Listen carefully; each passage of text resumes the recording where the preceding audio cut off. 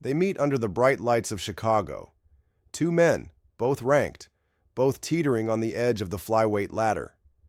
Tim Elliott, the veteran grinder, a man whose entire style is a tangle of awkward angles and relentless pace, steps into the cage after nearly 2 years away. At 38, with 20 UFC fights on his record, he has fought the best and bled with the toughest. His gift has always been the same: to drag you into chaos, to make your legs heavy with takedowns and scrambles until you've forgotten what clean air feels like. Across from him stands Kai Asakura, 31 years old, a decorated striker from the Japanese circuit, who came into the UFC with fireworks in his hands and the swagger of a man used to ending nights early. His debut was a baptism by fire against Alexandre Pantoja, the reigning champion, and he left with a loss, a rear-naked choke wrapping around his dreams. But make no mistake, Asakura is dangerous, and when he finds his range, his punches come in crisp surgical lines. The numbers tell the story of their clash. Elliott lands more volume, 339 significant strikes per minute to Asakura's 240. But Asakura lands with a surgeon's touch, 58% accuracy to Elliott's 44. Defensively, Elliott is the tighter wall, absorbing just 2.66 strikes per minute and blocking over half of what's thrown at him, while Asakura eats 4.52 with less than 40% defense. But Asakura's reach advantage is real, and his power has made better men hesitate. On the ground, Elliott is the clear shark in deep water, averaging 3.73 takedowns every 15 minutes, with nearly half of his attempts finding the mat. Asakura? Almost no offensive wrestling, and his last fight exposed gaps in defending the back. If Elliott chains his shots and forces scrambles, the upset door swings open. But time and tide matter in the fight game. Elliott's age, his long layoff, and the speed advantage of a younger, sharper striker tilt the math. Asakura's path is wider. Control the range, punish the entries, make Elliott pay for every inch. The crowd may get 15 minutes, or they may get lightning in the first exchange. And today's AI pick is Kai Asakura, moneyline.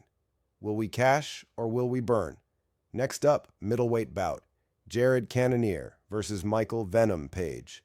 They meet in the center of the middleweight stage. Two strikers from different worlds, colliding under the lights of Chicago. Cannonier, the former title challenger, a man who's fought from heavyweight down to middleweight, carries 11 knockouts on his record and the kind of power that can end a fight with a single right hand. At 41, he knows there are only so many nights left like this. His weapons are forged from years of violence, heavy low kicks, dirty boxing, and the strength to make the clinch a dangerous place. Across from him is Michael Venom Page, the British karate sniper whose style is as much theater as it is threat. His long side-on stance, his sudden leaps into flying knees, his jabs that feel like traps. They have broken the rhythm of fighter after fighter. Page is not here to brawl. He is here to pick you apart, to make you miss, and to make you pay when your frustration forces you forward. The tail of the tape shows a narrow reach edge for Page, but the true separation is in speed. Cannonier hits harder, but Page's footwork and reactions are sharper, faster, more elusive. Page forces opponents into a long-range kickboxing game, and most don't have the tools to escape it. Cannonier's path to victory means closing that gap, cutting off the cage, and roughing Page up in the clinch. But against a fighter who's made a career out of avoiding those traps, that's easier said than done. Cannonier's danger is real. If he lands clean, the fight could turn in an instant. But Page has seen this before. Against Shara Magomedov, he proved he could neutralize aggression and win on the scorecards. Against Cannonier, the plan will be the same. Stay on the outside, use the jab to manage distance, fire the right hand to keep respect, and never let the fight settle into a pocket-trading war. The crowd will hold its breath every time Cannonier corners him. The question is whether he can hold him there long enough to matter. My read? The speed gap, the distance control, and the ability to frustrate an older opponent make the difference. And today's AI pick is Michael Venom Page, Moneyline. Will we cash or will we burn? Next up, welterweight bout, Neal versus Carlos Prates. Geoff Neal walks into UFC 319 with a kind of left hand that can turn out the lights in an instant. He's tested the elite of the welterweight division, and just when critics thought he was slipping, he smashed Rafael dos Anjos with a brutal leg kick finish, a rare, precise strike that ended the fight in the first round. Neal's a southpaw who mixes a heavy left straight with a thudding high kick, but he's not just a forward brawler. He can fight on the counter, luring aggressive opponents into overcommitting. Still at 34, he's in the stage of his career where every fight counts. And tonight, he's across from a dangerous up-and-comer with knockout power of his own. Carlos Prates is only a few years younger, but his rise has been fast and violent. 4 UFC wins, all by knockout, before running into Ian Machado Gary, a fight that exposed some holes in his pacing and preparation. Prates is a switch stance Muay Thai sniper, long and lean with a reach advantage here. He's patient, stalking forward, looking for those moments when an opponent's guard drifts just enough for a clean counter. 16 of his 21 wins have come by knockout. When he connects clean, it's off and over. The dynamic here is range versus pressure. Neal needs to close distance, work his way into boxing range, and let his combinations flow. If he can back Prates up to the fence, his hooks and uppercuts can start to land in dangerous flurries. But Prates is deadly when he's the one dictating range, sliding just out of reach and firing back with punishing straights, kicks, and knees. Neal has to watch the low kicks. Southpaws often don't check them well, and Prates throws them like they're meant to chop down a tree. There's also the question of cardio. Neal has historically paced himself well, while Prates' output can dip late. If Neal survives the early power shots and keeps pressing, the third round could swing his way. But betting on surviving against a man with Prates' knockout track record is a dangerous proposition. Prates' path is clear. Stay at range, use the jab and low kicks to manage distance, and look for that one clean shot that changes the fight. Neal's path is to drag this into a war of attrition. And today's AI pick is Carlos Prates to win. Will we cash or will we burn? Under the lights of Chicago, the octagon becomes a proving ground for 2 men walking in from very different roads. On one side, Lerone, the Miracle Murphy, unbeaten in 16 professional fights, a technician who's danced with names like Josh Emmett, Dan Ige, and Edson Barboza, and left each of them on the wrong end of the scorecards.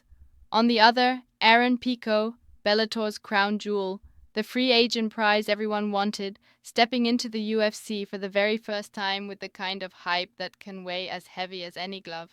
Murphy's record isn't just numbers, it's proof. He lands more than 4 significant strikes per minute with surgical accuracy and takes less than he gives, a sure sign of a fighter who controls the tempo and dictates the terms. He's not reckless, not easily baited. His footwork is a language, his jab a quiet threat, his counters a closing door you didn't see coming. Pico's strength is no secret, explosive, athletic, with wrestling credentials that could plant almost anyone on the mat. His highlight reel is full of finishes that look like they belong in a trailer for controlled chaos. But Bellator's cage is not the UFC's crucible. This is the deep end, where aggression can be turned against you, where the pace is set by men who've weathered storms against the best in the world. The key lies in the first few minutes. Pico will want to close the gap early, either to test Murphy's chin with heavy hands or to grind him against the fence and score takedowns. But Murphy's patience is a weapon. He doesn't chase, he waits for the mistake.